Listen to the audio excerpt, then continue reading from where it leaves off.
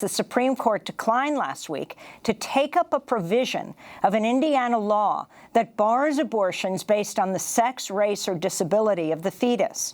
The decision keeps in place a lower court injunction on the measure, but Justice Clarence Thomas indicated in a 20-page opinion that he supports the law, writing, quote, "Enshrining a constitutional right to an abortion based solely on the race, sex, or disability of an unborn child, as Planned Parenthood advocates, would constitutionalize the views of the 20th century eugenics movement," unquote. To make his case, Justice Thomas cited a book by Adam Cohen titled "Imbeciles: The Supreme Court, American Eugenics, and the Sterilization of Carrie Buck." Justice Thomas's opinion has been widely discredited, including by the author of the very book he cites in his opinion. We have not generally in the Supreme Court talked about abortion in eugenics terms. There have been many other ways of discussing whether abortion should be constitutional or not.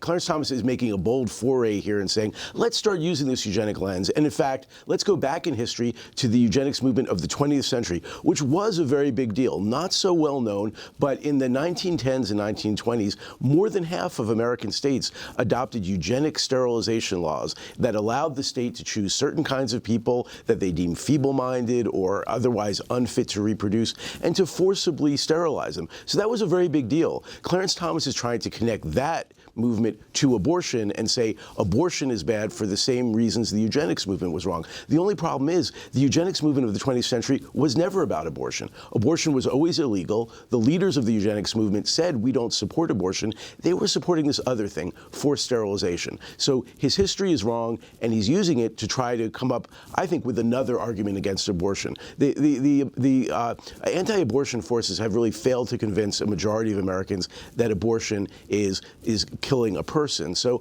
I think they want another argument, and you might even say a more PC argument. Let's not think of it that way. They're saying, let's think of it as being kind of like racism, kind of like eugenics, like a bad thing. But the problem is that's not really what abortion is about. It's really fresh and new and somewhat radical. And it's also just wrong in thinking about abortion, because when you strip away the history, which you have to do because the history is all wrong, abortion is not an act of eugenics. Eugenics is a very specific thing. It's the government saying we're not going to let certain people who we deem to be unfit reproduce because we want to lift up the gene pool and make the gene pool of future generations more fit and better. That's not what abortion is about. When a woman in Indiana decides she's pregnant, she takes a test, finds out there's something about the fetus that is going to produce a very sick baby, maybe a baby that'll die in its first year after, terrible pain and a bad life. If she decides not to bring that baby to term and to give birth, that's not a eugenics decision. That's a woman making a personal decision